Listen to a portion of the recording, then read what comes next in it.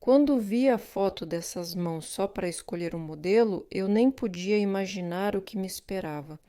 Só olhem como os pontos de crescimento, eu nem consigo dizer, não estão cerrados, mas estão tão mexidos, até os seios estão expostos. Além disso, no formato bicudo, como as mãos estavam com o esmalte, à primeira vista, unhas são unhas, né? Mas as cutículas estão um pouco mexidas. As unhas têm uma leve tendência em formato de garra. Pensei que talvez fosse apenas por terem muito material. Mas claro, quando essa modelo veio até mim e eu consegui olhar essas unhas de perto, percebi que me esperavam aventuras divertidas. Porque além das unhas crescerem muito para baixo, tem outro problema chamado hiponíquio, que simplesmente cresceu tanto ali que eu pensei que talvez não teria nenhuma possibilidade de levantar essas unhas corretamente e lixá-las. Porque quando o hiponíquio sai muito além do próprio dedo, tipo, realmente sai para passear, isso, claro, é uma certa dificuldade. Aliás, em que momento eu percebi que, na verdade, não tinha muito produto ali. Primeiro, peguei uma broca com lâminas bem grossas. Achei que ia ter que lixar bastante mesmo, mas, enquanto removia o primeiro dedo, percebi que precisava trocar a broca e peguei uma mais suave. Aqui tenho uma broca com faixa azul chamada de pinheirinho. Ela possui uma quantidade menor de lâminas abrasivas afiadas, porque na verdade não tem muito material nas unhas. Essa é basicamente a forma natural delas. Ou seja, me aguardam aventuras muito, muito divertidas, porque eu entendo que aqui vou ter que levantar, mas não de uma forma muito comum. Ou seja, a correção vai ser super, super difícil para a gente. O dedo que me pareceu mais normal foi o anelar, ou seja, ali está razoavelmente bem, sem problemas evidentes. E nem estou mencionando a cutícula agora. Aliás, a moça admite honestamente que sim, na infância ela roía as unhas, depois começou a fazer esmaltação e o problema de roer as unhas, de morder as unhas, como é o certo, desapareceu. Mas surgiu outro problema. Ela começou a cutucar a cutícula com os dedos e unhas. Ela me mostrou diversas maneiras de como isso pode ser realizado. Por fim, o resultado é esse estado da pele ao redor das unhas. Se você receber uma cliente assim, a primeira coisa que deve dizer a ela é que é fundamental procurar um psicólogo. A manicure só pode ajudar aqui, e é exatamente isso que eu pretendo fazer, e a primeira coisa que vou usar é talco para manicure. Aqui eu não economizo, preciso que ele funcione bem. Eu uso talco, sempre uso exatamente esse talco. Depois que as unhas ficaram, digamos, marinadas no talco e tudo secou ao máximo. Vou usar uma broca. Aqui escolhi uma broca com faixa vermelha, tenho aqui uma chama com ponta fina da KMIS. E por que escolhi exatamente essa broca? Porque eu entendo que quando as pessoas cutucam e estragam a pele ao redor das unhas, apesar de parecer bastante grossa, na verdade ela é muito fina. E lembrem-se bem do dedo indicador, porque com ele vamos ter muitas aventuras diferentes. Por isso trabalhamos com muito cuidado. Aqui o vídeo está acelerado, só queria mostrar quantas manipulações são feitas em um único dedo. Ou seja, isso está longe de ser um procedimento padrão. Não é uma manicure que se faz rapidamente. Aqui você vai ter que realmente trabalhar, mas apenas a primeira será difícil. O efeito deve se acumular e intensificar com o tempo, desde que os cuidados com as unhas sejam mantidos, quanto à quantidade de rotações. Agora eu estou usando o aparelho SP130, acho que já é famoso e conhecido por todos, aquele que praticamente não faz nenhum barulho. Preciso verificar constantemente se ele está funcionando ou se esqueci de ligar. Aqui, a rotação está em cerca de 20.000. Os movimentos, na verdade, não são rápidos, é só o vídeo que está acelerado. Trabalho cuidadosamente nos sentidos, horário e anti-horário, ou seja, para ambos os lados. E o princípio mais importante aqui é que, de jeito nenhum, eu faço pressão sobre a placa da unha, porque dessa forma é muito fácil causar cortes e afinamento da placa da unha, especialmente nos seios e nas laterais. Não queremos isso de jeito nenhum. Aqui está o cabo do aparelho, ele é assim. E sim, aqui são 50.000 rotações, mas para ser sincera, eu nunca trabalho com 50.000. Comentem abaixo quais rotações máximas vocês usam normalmente. Eu continuo o trabalho com a mesma fresa na mesma velocidade. Lembro que a minha fresa tem uma faixa vermelha e mostro de perto. É assim que estava no começo, ou seja, eu entendo que limpei aqui o máximo possível. Os pontos de crescimento apenas migraram para meus seios nasais. O principal aqui no tratamento é não exagerar, não precisa fazer uma manicure super limpa e profunda, porque ela já tinha mexido aqui antes, por isso saber a hora de parar é algo inestimável nessa situação. Agora vamos para o corte, e é aqui que começa a verdadeira diversão. Não haverá cortes retos ou salsichas perfeitas aqui, nada disso. Aqui, na verdade, o objetivo é tentar, com o corte da cutícula, deixar tudo o mais nivelado possível. Ou seja, o objetivo da manicure nessa situação é limpar e nivelar tudo de forma que depois ela não sinta vontade de cutucar ou mexer em nada por bastante tempo. No meu trabalho, eu uso uma tesoura com ponta curva de uma marca com a qual já trabalho, se não me engano, há 3 anos sem trocar. E este é o modelo. Aqui está a letra no nome, ela indica justamente que a ponta é curvada. Veja como isso é prático no trabalho. Aqui, aliás, estou mostrando, mas como eu prometi, tem que ter um errinho obrigatório. Aqui ela tinha um lugarzinho bem perigoso que estava todo machucado. Estou tentando alcançar, e agora vai acontecer. Isso já deve ter acontecido com toda a manicure, e não tenho vergonha de mostrar. Eu acho que, especialmente com unhas assim, isso pode acontecer mesmo. E isso pode acontecer, apesar de não ser normal. O que é fazer nesse caso? Possuo produtos adstringentes especiais que aplico somente no lenço, não diretamente no machucado, o que é fundamental, e depois eu limpo. Se necessário, posso limpar até várias vezes. Ou seja, a função desse líquido é ajudar o sangue a coagular mais rápido no local onde temos o furinho e, depois que todas as manipulações são feitas, simplesmente continuamos o trabalho para evitar infecções. Mas, claro, especificamente essa área eu tento não mexer mais.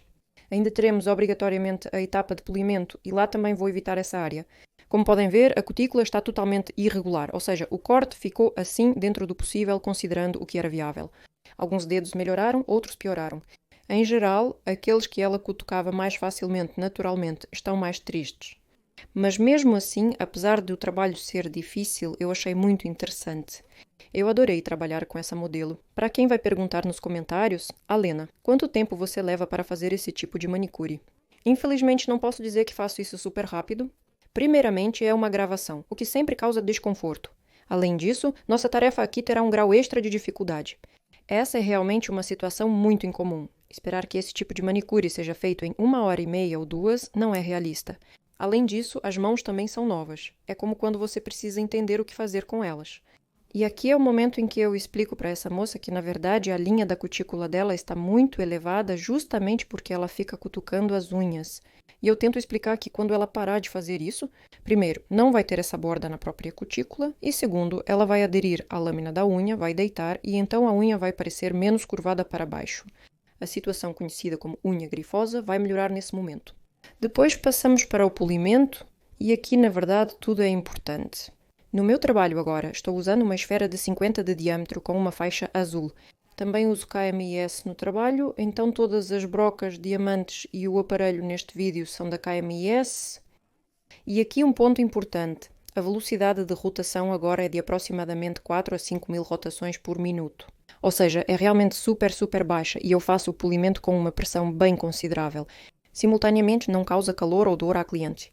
Essa é uma técnica em rotações super baixas que eu gosto muito, tanto na manicure com o aparelho quanto nos momentos de polimento. Aqui tenho que polir praticamente o dedo inteiro de todos os lados. O processo foi demorado, não coloquei tudo no vídeo, pois vocês iriam adormecer vendo quantas vezes precisei polir isso.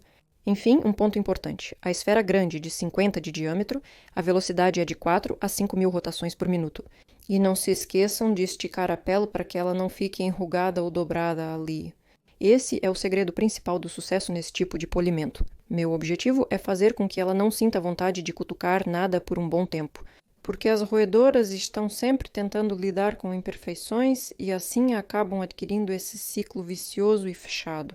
Depois eu desengorduro tudo, uso um lenço sem fiapos. Aliás, aqui tem uma foto. Olhem, esses são os lencinhos da Domique, que eu uso há muito tempo, e são meus lenços sem fiapos favoritos. Porque eles realmente não soltam fiapos. Veja, as unhas desengorduradas ficam limpas, lisas e bonitas. Depois que todos os procedimentos são feitos, eu avalio novamente o estrago e já está na hora de começar a restaurar essas unhas. Nem menciono esmaltação, pois aqui será necessário restaurar de fato. Peguei formas com curvatura bem acentuada, agora estou com Shock Me nas mãos. Fiquei escolhendo entre formas parecidas, não exatamente iguais, mas semelhantes. Da Imenca. Ela também tem uma curvatura bem acentuada, mas me pareceu que a da Shock Me era ainda mais forte, por isso escolhi justamente essas formas. Ou seja, na minha opinião, elas combinam mais aqui. E é importante entender que a colocação da forma vai ser primeiro com um afastamento e segundo, a partir do ponto mais alto. Iniciamos o trabalho, utilizamos o primer. Inclusive, acessei o Wildberries e li os comentários sobre o primer da Shock Me. Muita gente escreve que tanto o primer quanto a base não prestam, que tudo descola e que nada dura para eles. Li que as pessoas, por alguma razão, removem a camada pegajosa da base.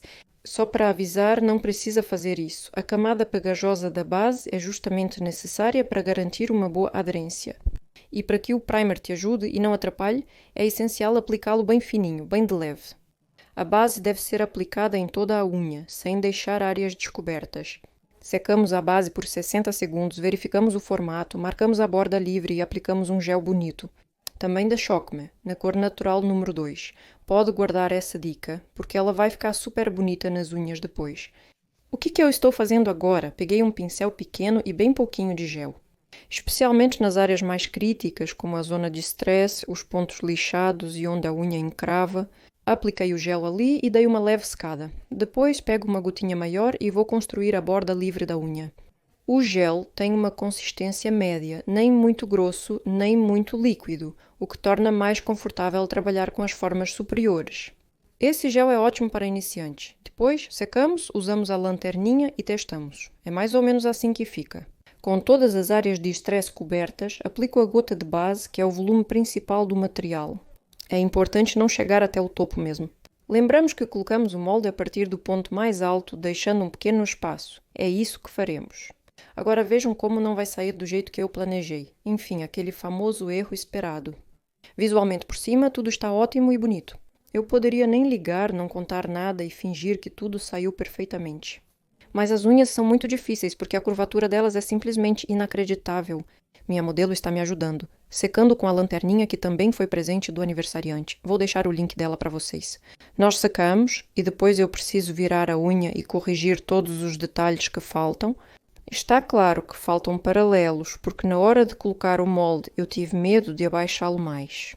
Sempre tentamos colocar o molde reto para evitar que as unhas fiquem viradas para baixo. Devido à situação incomum, o molde precisava ser pressionado ainda mais para baixo. Esse é o problema que eu enfrentei, inclusive psicologicamente.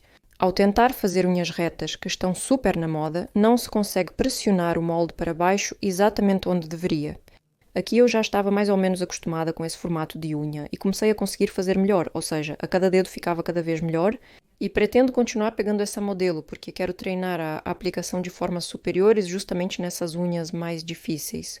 Na minha opinião, as formas superiores serão a melhor solução aqui. Com uma hiponiquia assim, nem sei como lidar de outra forma. Vocês podem compartilhar nos comentários algum truque para quando a lâmina ultrapassar os limites. E agora vamos ver como isso fica visualmente. Então, quando a gente olha de cima, quando tiramos as nossas formas superiores, elas já ficam mais ou menos como se fossem bonitinhas. Mas o que acontece lá dentro simplesmente me deixou realmente horrorizada, porque eu percebi que eu não fazia ideia de como eu iria lidar com isso. Depois, quando chegar a vez de lixar por dentro, lá dentro tudo bem, tem uma bolhazinha ali.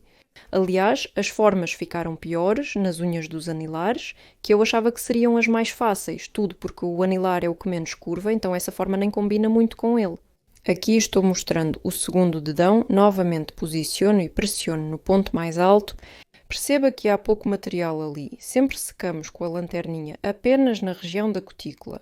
Precisamos que a parte superior fique aderida, mas a inferior permaneça úmida.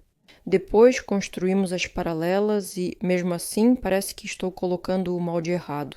Faço isso em parte, mas há outro detalhe a considerar. Como a base está muito baixa e cresce para baixo, não conseguiremos encaixar esse molde corretamente, mesmo tentando. Afinal, é necessário serrar tudo. É um momento que parece enganosamente bom, como se tudo estivesse ótimo, e eu fico mostrando o pouco que sobra para a gente. Os resíduos devem ser removidos dos lados e da borda livre, mas o maior problema estará escondido debaixo das unhas. Eu uso uma lixa de 110 por 180. Na minha encomenda, colocaram lixas descartáveis da Shokme, não aquelas que você precisa colar, mas sim as que você só usa e joga fora. O abrasivo é bem decente, fica a dica e o preço é mais do que justo. E agora vamos para o lixamento do dedão, que por cima está com uma aparência ótima. Sem dúvidas, dá para ver que está bem nivelado, dá para ver que está bonito. Bom, sim, por dentro tem umas surpresas, mas primeiro vamos lidar com o que escorreu. Ou seja, os dois dedos anelares ficaram os piores, justamente porque o formato aqui tem uma curvatura maior. É justamente nessa unha que não se encaixa corretamente. Mas não tem problema, vou lixar um pouco porque precisei ajeitá-la para que as unhas ficassem mais ou menos parecidas entre si. Agora começamos a lixar. No dedo médio está tudo bem, estou lixando. Aliás, sobre a velocidade, é mais ou menos 18 a 20 mil também. Eu vejo conforme a situação, para que fique confortável. E agora o dedo mais difícil, com o qual, spoiler, eu não vou conseguir até o fim, porque, na minha opinião, isso é fisicamente impossível. Primeiro, unhas que escorrem são o primeiro problema, mas ainda tem o segundo, que não é tão óbvio. As unhas estão muito torcidas, ou seja, agora vemos pedaços da lâmina ungueal que simplesmente se enrolam para dentro. E, consequentemente, como eu tenho ali um hiponíqueo muito vivo e bastante crescido, eu não tenho possibilidade técnica de trabalhar ali com a broca. E por mais que eu tente com cortes, lixas, diamantadas, de carboneto, ou seja, com todas as opções possíveis, eu não tenho como deixar essa unha em um estado perfeito como deveria ser, porque ali tem um hiponíqueo muito, muito sensível. A única opção que vejo para trabalhar com essas unhas, para fazer tudo corretamente, é primeiro remover o esmalte. E por alguns dias, com intervalos, pedir para a cliente lixar a borda livre ao máximo, até quase nada, para que o nosso hiponíqueo acalme um pouco. Se o comprimento for curto, há uma chance, mas como a moça usa unhas de comprimento médio, e já faz muito tempo, então aconteceu o que aconteceu. Na verdade, eu cortei uma quantidade enorme das minhas tentativas e de diferentes brocas que tentei usar lá, mas além disso, eu não consegui ir além do hiponíqueo. Ou seja, só consegui abrir mesmo a beiradinha. Mas depois disso, nada mais deu certo. E acontece que a própria parede da unha aqui fica grossa e por dentro, para ser sincera, não fica muito bonito. Mas quando você tem que escolher entre não prejudicar a cliente e a estética do Instagram, eu escolho a primeira opção, porque para mim é importante que ela se sinta confortável usando isso. Fica assim uma parede feia desse jeito. Mas depois de conversar e consultar a cliente, chegamos juntas à conclusão de que vamos deixar exatamente assim. Sim, ela vai viver com isso. Na verdade, o que salvou a situação no final foi o top coat, porque a tarefa não era criar muito volume, mas simplesmente cobrir esse top. Mas ela disse que queria alguma cor, só um pouquinho de algo bonitinho. E a princípio nós pensamos em usar uma base, mas no final decidimos apenas cobrir. A opção mais rápida é o top coat com efeito de top sem camada de dispersão, sendo levemente tonalizante e com um leve brilho. Na minha opinião, é simplesmente maravilhoso. A opção ideal é essa linha de top coats da Imene, que tem algumas versões peroladas, outras com glitter e algumas com efeitos um pouco mais marcantes. Aqui tem top coats para todas as ocasiões. E como a moça que veio até mim trabalha como administradora em uma clínica, só para deixar claro, ela não trabalha com paciente, ela trabalha na recepção, então ela pode fazer as unhas. Mas ainda assim, há um pedido da chefia para que tudo isso pareça mais ou menos moderado. Então, vocês podem tirar print do Top Star Pink da Imen, essa é a melhor solução. Enquanto ela termina de secar tudo, eu peguei o óleo, aqui eu tenho o óleo de semente de uva para a cutícula da linha da Domix, com os quais eu já trabalho desde que essa linha apareceu, provavelmente. E claro, eu também recomendei que, em qualquer situação duvidosa, ela usasse o óleo. Na verdade, você pode escolher qualquer fragrância que gostar, mas para ser sincera, para o cuidado em casa eu dei para ela o óleo de monarda, da Domix. Eu tenho muitos deles e frequentemente dou para as modelos porque quero ver o resultado. E o entendimento e o hábito do cliente de que é preciso substituir aquele hábito ruim por esse novo, bom? Porque se você realmente quer mexer, é melhor fazer isso com óleo, fazendo uma massagem, hidratando a cutícula. Assim, ela terá menos vontade de cutucar as unhas, mantendo-as sempre com aparência bem cuidada. Aqui está o resultado final. Avaliem nos comentários com sinceridade, porque sim, eu sei, não está perfeito. Mas no contexto do que temos aqui, posso dizer por mim mesma que isso é o melhor que eu poderia ter feito aqui. Bem, pelo menos na minha opinião. Aqui eu explico como levantamos tudo isso. Visualmente, eu modelo essa situação aqui, estendendo seu comprimento e direcionando para o caminho correto. Aliás, se você olhar essas unhas de lado, elas ainda continuam tendo uma tendência de crescer um pouco para baixo. Elas ficam um pouco inclinadas para baixo, mas no momento não conseguimos levantá-las mais fisicamente. Continuarei trabalhando com ela. Por enquanto, aqui está essa opção de trabalho para vocês. O que vocês acham de clientes com unhas muito inclinadas para baixo? Era isso que eu tinha para hoje.